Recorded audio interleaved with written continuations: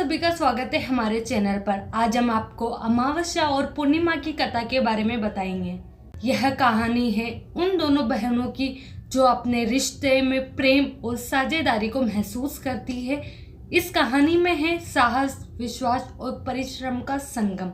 एक राज्य में एक राजा और एक रानी रहते थे, जिनकी 4 संतानें थी, 2 लड़के और 2 लड़कियां। एक लड़की का नाम पूर्णिमा तथा दूसरी लड़की का नाम अमावस्या था। पूर्णिमा घर के कामों में निपुण थी और घर का पूरा काम करती थी और भगवान की पूजा अर्चना भी किया करती थी। इसके अतिरिक्त वह गौ माता की सेवा भी किया करती थी। और उसकी दूसरी बहन अमावस्या ना ही घर का कोई काम करती थी, ना ही भगवान की पूजा अर्चना करती थी और ना ही गौ माता की सेवा करती थी। पूर्णिमा सर्वगुण संपन्न थी, फिर भी राजा और रानी अपने दोनों बेटों तथा पुत्री अमावस्या को ही प्यार किया करते थे और वह पूर्णिमा से प्यार नहीं करते थे, उसके साथ भेदभाव करते थे। राजा के चारों पुत्र और पुत्री धीरे धीरे बड़े हो रहे थे। जब वे बड़े हो गए, राजा ने अपने दोनों पुत्रों का विवाह योग्य कन्याओं के साथ करा दिया। इसके बाद रानी ने राजा से कहा कि अब दोनों पुत्री विवाह के योग्य हो गई है और इन दोनों का विवाह भी करा दो। लेकिन पुत्री अमावस्या का विवाह किसी बड़े खानदान में कराना और पूर्णिमा का विवाह किसी गरीब परिवार में कराना, क्योंकि पूर्णिमा को केवल भगवान की पूजा पाठ करना ही पसंद है और गाय की सेवा करना पसंद है। अब रानी ने राजा को दोनों पुत्रियों का रिश्ता तय करने के लिए भेज दिया। राजा ने अपने पड़ोसी राज्य में जाकर वहां के राजा के पुत्र से अमावस्या का रिश्ता तय कर दिया और वही पास के गांव में जाकर एक गरीब परिवार के लड़के से पुत्री पूर्णिमा का रिश्ता भी तय कर दिया। यही सारी बात जानकर राजा ने अपनी रानी से बताया तो रानी ये सोचने लगी कि अब देखते हैं कि भगवान किसकी मदद कैसे करते हैं। यह बहुत ही पूजा पाठ करती है और भगवान में मग्न रहती है। पूर्णिमा का भाई और उसकी भाभी पूर्णिमा से बहुत प्यार करते हैं, क्योंकि पूर्णिमा उनके घर के कामों में उनका साथ देती है और कामों में उनका हाथ बटाती है और यही उनकी दूसरी बहन अमावस्या उन पर अपना रौब जमाती है और घर का कोई कार्य नहीं करती। कुछ समय बीत जाने के बाद दोनों पुत्रियों का विवाह हो जाता है। राजा और रानी विवाह के बाद अपनी दोनों पुत्रियों को विदाई देते हैं। विदाई देते समय राजा और रानी पुत्री अमावस्या को बहुत सारा धन और दौलत देकर विदा करते हैं और पूर्णिमा को कुछ भी नहीं देते, खाली हाथ अपने घर से विदा करते हैं। इसके बाद दोनों बहनें अपने अपने ससुराल को चली जाती हैं। कुछ दिन बीत जाते हैं और एक दिन अमावस्या अपने घर पर शिव की कथा रखती है, जिसमें वह सभी गांव वाले को निमंत्रण देती है और अपनी बहन पूर्णिमा को नहीं बुलाती। जब गांव की सभी औरतें अमावस्या के यहाँ जाती हैं तो यह सब दृश्य पूर्णिमा अपने घर के दरवाजे के बाहर बैठकर देख रही होती है। तब वहां से गुजर रही औरतें पूर्णिमा से कहती है कि तुम्हारी बहन के यहाँ शिव जी की कथा रखी है, क्या तुम नहीं चलोगी? पूर्णिमा ने कहा, मुझे निमंत्रण नहीं आया है, मैं नहीं जा सकती। गांव की औरतों ने पूर्णिमा से कहा, बुलाया नहीं हुआ, भगवान शिव की कथा है, तुम हमारे साथ चलो। गांव की सभी औरतों की बात मानकर पूर्णिमा भी उनके साथ भगवान शिव की कथा में अमावस्या के घर चली जाती है। जब अमावस्या की नजर पूर्णिमा पर पड़ी तो वह कहती है कि तुम यहाँ कैसे चली आई? मैंने तो तुम्हें बुलाया नहीं था। खैर कोई बात नहीं, अब तुम आ ही गई हो तो चुपचाप बैठी रहना। और यह कहते हुए अमावस्या ने पूर्णिमा की गरीबी का भी मजाक उड़ाया। पूर्णिमा की आंखों में आंसू आ गए और रोते रोते मन ही मन में पूर्णिमा भगवान शिव से विनती करती है, हे भगवान, क्या पूजा पाठ करना गलत है? गौ माता की सेवा करना गलत है? आखिर मेरी गलती क्या है? आप मुझ पर अपनी कृपा दृष्टि कब बनाएंगे? पूर्णिमा बार बार भगवान शिव से यही कहती रहती है। इतने में शिव कथा पूरी हो जाती है और अमावस्या भगवान का प्रसाद बांटने लगती है। वह सभी लोगों को प्रसाद देती है, लेकिन पूर्णिमा को वह प्रसाद नहीं देती। पूर्णिमा बिना प्रसाद के ही अपने घर लौट जाती है। रास्ते में वह यह सोचते हुए चलती है कि यदि बच्चे उससे कथा का प्रसाद मांगेंगे तो वह उन्हें क्या जवाब देगी। उसने सोचा था कि वह अपने मायके, अपने भाई और भौजाई के यहाँ जाएगी और वहाँ जाते हुए वहाँ बच्चों के लिए कुछ लेकर जाएगी। ऐसा सोचते हुए वह अपने घर वापस लौट आई। घर वापस लौटकर आने के बाद वह अपने पति और बच्चों से कहती है कि वह अपने मायके जा रही है। पति ने कहा ठीक है और कुछ समय के बाद पूर्णिमा अपने मायके के लिए रवाना हो गई। चलते चलते रास्ते में एक चबूतरा आया जिस पर तुलसी का पौधा लगा था। उस चबूतरे पर एक बूढ़ी अम्मा बैठी हुई थी। वह कोई और नहीं, साक्षात तुलसी माँ थी। उस बूढ़ी माता ने पूर्णिमा से कहा, बिटिया तुम कौन हो और कहाँ जा रही हो? पूर्णिमा अपना परिचय देती है। परिचय देने के बाद बूढ़ी औरत ने पूर्णिमा से कहा कि यह तुलसी का पौधा सूख रहा है, इसमें थोड़ा सा पानी डाल दो और इस चबूतरे की साफ सफाई कर दो, जिससे मुझे को थोड़ी ठंडक मिलेगी। पूर्णिमा ने कहा कि ठीक है माँ, मैं तुलसी में पानी डाल देती हूँ और यहाँ की साफ सफाई भी कर देती हूँ। पूर्णिमा ने साफ सफाई करने के बाद बूढ़ी अम्मा को भी नहला दिया और बूढ़ी अम्मा की भी सेवा की, उनके पैर दबाए और बूढ़ी अम्मा से कहा कि माँ जी और बताइए मैं आपकी क्या सेवा करूँ, और कोई काम है तो बता दीजिए। मैं कर दूंगी। बूढ़ी अम्मा ने कहा, कुछ नहीं, अब तुम जाओ और वापस आते समय मुझसे मिलते हुए जाना। पूर्णिमा ने बूढ़ी अम्मा से कहा, ठीक है माताजी, मैं जाती हूँ। वापस आते वक्त आपसे मिलते हुए जाऊंगी। कुछ समय आगे चलने के बाद एक शिव मंदिर आया। वहां पर उसे एक बूढ़े बाबा मिले जो मंदिर के बाहर बैठे हुए थे। वह कोई और नहीं, साक्षात भोलेनाथ थे। उन्होंने पूर्णिमा से कहा कि कहाँ जा रही हो बेटी, तुम कौन हो?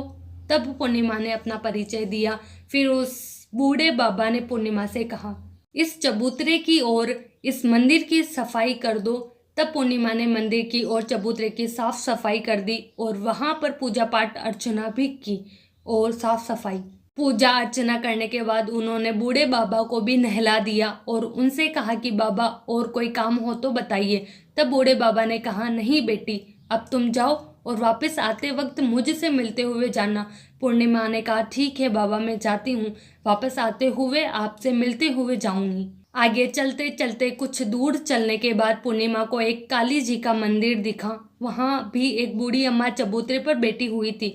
उस बूढ़ी औरत ने भी पूर्णिमा से कहा कि बेटी तुम कौन हो, कहाँ जा रही हो? तब पूर्णिमा ने उस बूढ़ी औरत को भी अपना परिचय दिया।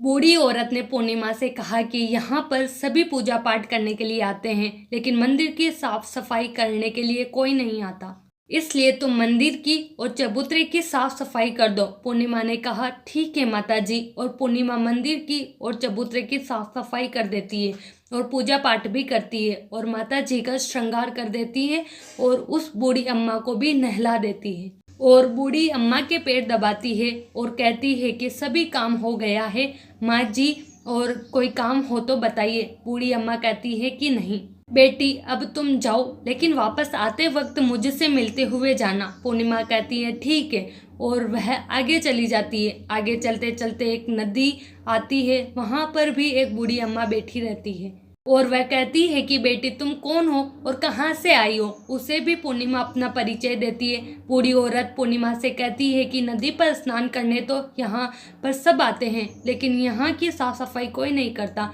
इसलिए तुम इस किनारे पर साफ सफाई कर दो। पूर्णिमा कहती है ठीक है माँ जी, और वहाँ की साफ सफाई कर देती है और उस बूढ़ी अम्मा के पैर दबा भी देती है और कहती है माँ जी कोई काम हो तो बताइए। बूढ़ी औरत कहती है कि कुछ नहीं बेटी, तुम जाओ, लेकिन वापस आते वक्त मुझसे मिलते हुए जाना।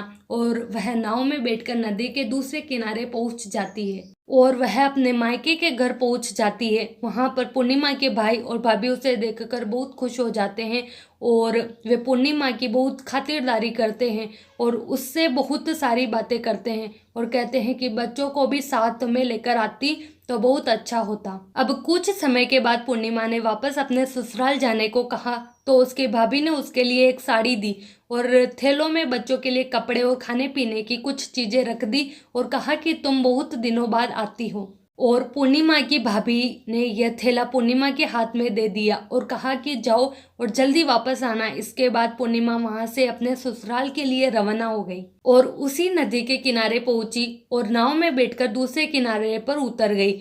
वहां पर उतरने के बाद वह उसे वही बूढ़ी अम्मा मिली जो साक्षात गंगा मैया थी। उस बूढ़ी अम्मा ने पूर्णिमा को एक थैला दिया और कहा कि इसे तुम अपने घर जाकर ही खोलना। अब पूर्णिमा के पास बहुत सारे थैले, उन्हें लेकर पूर्णिमा वहां से रवाना हुई। आगे कुछ दूर चलने पर काली माँ का मंदिर आया। वहां पर काली माँ बूढ़ी माँ के रूप में विराजमान थी। उसने कहा, आ गई बेटी पूर्णिमा? पूर्णिमा ने कहा, हाँ माँ जी मैं आ गई। तो काली माँ ने उसे एक थैला दिया और कहा तुम यह थैला अपने घर जाकर खोलना। अब पूर्णिमा के पास 3 थैले हो गए थे। तीनों थैली लेकर पूर्णिमा आगे बढ़ी। कुछ दूर जाने पर शिव जी का मंदिर आया, जहाँ बूढ़े बाबा के रूप में शिव जी स्वयं विराजमान थे। बूढ़े बाबा ने कहा, पूर्णिमा तुम वापस आ गई। पूर्णिमा ने कहा, हाँ बाबा मैं वापस आ गई।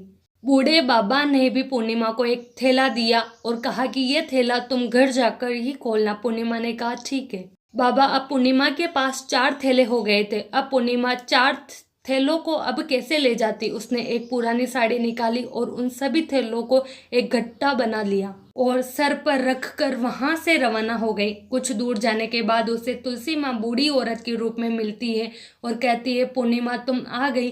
पूर्णिमा कहती है, हाँ माँ जी मैं आ गई। वह बूढ़ी औरत भी उसे एक थैला देती है और कहती है कि यह थैला तू अपने घर जाकर ही खोलना। पूर्णिमा कहती है ठीक है माँ जी। अब पूर्णिमा के पास 5 थैले हो गए थे। पूर्णिमा वहां से रवाना हुई तो वापस अपने घर पहुंच गई। पूर्णिमा ने बच्चों को नीचे रखा और सबसे पहले अपने मायके का थैला खोलकर देखने लगी। उसमें बच्चों के लिए अच्छे अच्छे कपड़े और खाने पीने की चीजें थी और उसमें कुछ गहने भी थे। पूर्णिमा ने कपड़े अपने बच्चों को दे दिए और खाने पीने की चीजें भी बच्चों को दे दी। बच्चे ये सब पाकर बहुत खुश थे। अब पूर्णिमा ने दूसरा थैला खोला जो उसे गंगा मैया ने दिया था। उसमें ढेर सारे हीरे जवाहरात, सोना चांदी आदि थे। इसके बाद अब पूर्णिमा ने तीसरा थैला खोला जो उसे काली माँ ने दिया था। उसमें बहुत सारा सोना श्रृंगार था, सामान भरा हुआ था। इसके बाद पूर्णिमा ने चौथा थैला खोला जो उसे भगवान शिव ने दिया हुआ था। उसमें बहुत सारा धन संपत्ति भरा हुआ था और बहुत सारी खुशियां भरी हुई थी। इसके बाद अब पूर्णिमा ने 5वां थैला खोला जो उसे तुलसी माँ ने दिया था। उसमें चावल, दाल और 7 प्रकार की खाने की चीजों से भरा हुआ था। अब पूर्णिमा के घर में किसी भी चीज की कमी नहीं थी। उसका घर धन धान्य से भरा हुआ था और परिपूर्ण था। अब पूर्णिमा और उसका परिवार सुख में जीवन व्यतीत करने लगा। अब पूर्णिमा के मन में विचार आया कि क्यों ना शिव जी की कथा कराई जाए और शिव जी की कथा में एक कार्यक्रम रखा। पूर्णिमा ने गांव के सभी लोगों को निमंत्रण दिया और घर घर जाकर सभी लोगों को बुलाया। पूर्णिमा अपनी बहन अमावस्या के घर भी गई और अमावस्या को भी शिव जी की कथा के लिए उसने अपने घर पर बुलाया। जब अमावस्या पूर्णिमा के घर शिव की कथा में आई तो उसने देखा कि पूर्णिमा के घर किसी भी चीज की कोई कमी नहीं है। इतना सारा धन दौलत देखकर अमावस्या आश्चर्यचकित हो गई। उसने पूर्णिमा से कहा कि तुम्हारे घर में इतनी धन और दौलत कहाँ से आई। पूर्णिमा ने कहा, देखो बहन, तुमने शिव जी की कथा में मुझे नहीं बुलाया था, फिर भी मैं चली आई और तुमने मुझे प्रसाद तक नहीं दिया और मेरी गरीबी का मजाक भी उड़ाया। उसके बाद मैं अपने घर आ गई और घर आते हुए मन ही मन सोच रही थी कि अपने मायके जाऊंगी और मैं अपने मायके चली गई और जो कुछ घटना इस बीच हुई वह सभी घटना अपनी बहन अमावस्या को बताती है। तो अमावस्या कहती है कि तुम भी मुझे प्रसाद मत दो और मुझे डांट लो। लेकिन पूर्णिमा ने कहा कि यह तो भगवान का प्रसाद है, मैं तो सबको दूंगी और तुम्हें भी दूंगी। फिर भी अमावस्या ने प्रसाद नहीं लिया और वह सीधे अपने घर चली गई। घर जाकर अपने बच्चों से कहकर वह अपने मायके जाने के लिए तैयार हो गई और मायके के लिए निकल गई। उसे भी रास्ते में चलते चलते तुलसी माँ मिली जो चबूतरे पर बूढ़ी माँ के रूप में बैठी हुई थी। बूढ़ी माँ ने अमावस्या से कहा कि बेटी कौन हो तुम और कहाँ जा रही है। अमावस्या ने अपना परिचय दिया। बूढ़ी माँ ने कहा, बेटी ये तुलसी का पौधा सूख रहा है, इसमें थोड़ा सा पानी डाल दो और इस चबूतरे की साफ सफाई कर दो। इस पर अमावस्या ने कहा, बुढ़िया तुझे दिखाई नहीं दे रहा है कि मैंने इतनी महंगी साड़ी पहन रखी है, ये गंदी हो जाएगी। ऐसा कहकर वह वहां से आगे चली गई। आगे जाने पर उसे भगवान शिव मिले जिसे भी उसने ऐसा ही कहा। उसके बाद आगे जाने पर उसे काली माँ मिली जिससे भी उसने यही सारी बातें कही। आगे जाने पर उसे गंगा मिली जिसे भी उसने यही सब कहा और आगे चली गई। इसके बाद अमावस्या जब नाव में बैठने लगी तो उसे नाव में फूलों की जगह कांटे भरे थे जो उसके पैरों में चुभ रहे थे। किनारे पर उतरकर वह अपने मायके चली गई। जब वहां उसे उसकी भाभियों ने तथा भाइयों ने देखा तो मन ही मन कहने लगे कि काम की न काज की, 2.5 मन अनाज की। अब आ ही गई हो तो ठीक है, पूर्णिमा तो हमारे कामों में हाथ बटाती थी। यह कोई काम करेगी तो नहीं। अब उन्होंने खाना बनाया और खा पीकर सभी सो गए। अमावस्या जब सुबह उठी तो अपनी भाभीियों से कहा कि मैं अपने ससुराल जा रही हूँ। उन्होंने कहा कि ठीक है जाओ। अमावस्या बोली, पूर्णिमा को तो तुमने एक थैला दिया था, क्या मुझे नहीं दोगे? भाई और भाभी ने कहा कि तुम घर जाओ, थैले तुम्हारे घर पहुंच जाएंगे। फिर अमावस्या वहां से निकल गई और नदी के किनारे पर पहुंची। वहां गंगा माँ बूढ़ी औरत का रूप धारण करके बैठी हुई थी। बूढ़ी माँ ने कहा, आ गई बेटी? तो उसने कहा, हाँ मैं आ गई। अमावस्या ने कहा, तुमने पूर्णिमा को एक थैला दिया था, क्या मुझे नहीं दोगी? बूढ़ी अम्मा ने कहा, तुम घर जाओ, थैले तुम्हारे घर पहुंच जाएंगे। इसके बाद आगे जाने पर उसे काली मैया मिली, जिसने भी अमावस्या को यही कहा। इसके बाद आगे जाने पर उसे शिव भगवान मिले, जिन्होंने भी अमावस्या से यही कहा। इसके बाद आगे जाने पर उसे तुलसी माँ मिली और उसने भी अमावस्या से यही कहा, तुम घर जाओ, थैले तुम्हारे घर पहुंच जाएंगे। अमावस्या अपने घर पहुंच गई। आंगन में देखा तो वहां पर 5 थैले पड़े हुए थे। अमावस्या ने मन ही मन सोचा कि अब तो मेरे पास बहुत सारी धन और दौलत आ जाएगी। जल्दी जल्दी उसने सभी थैले को खोला।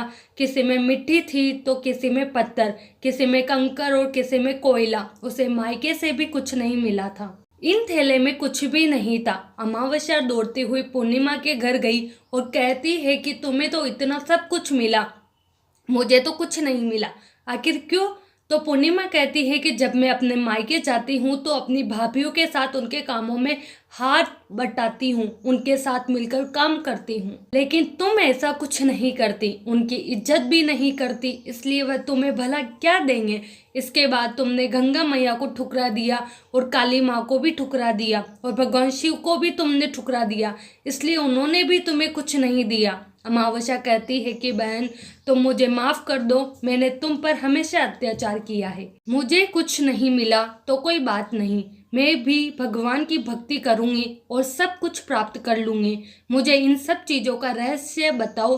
तो पूर्णिमा ने कहा कि तुम 3 सूत्र का ज्ञान ले लो और उसकी कथा करना। पहले सूत्र में दया मांगना और दूसरे सूत्र में कथा मांगना और तीसरे सूत्र में 108 बार ओम नमः शिवाय का जाप करना।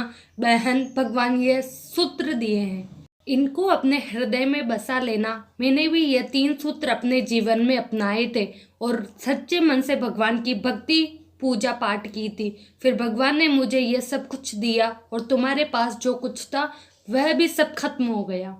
इसके बाद अमावस्या अपने घर गई और भगवान की पूजा पाठ करने लगी। भगवान शिव से उसने माफ़ी मांगी और गौ माता की सेवा भी की और दूसरों की मदद भी करने लगी।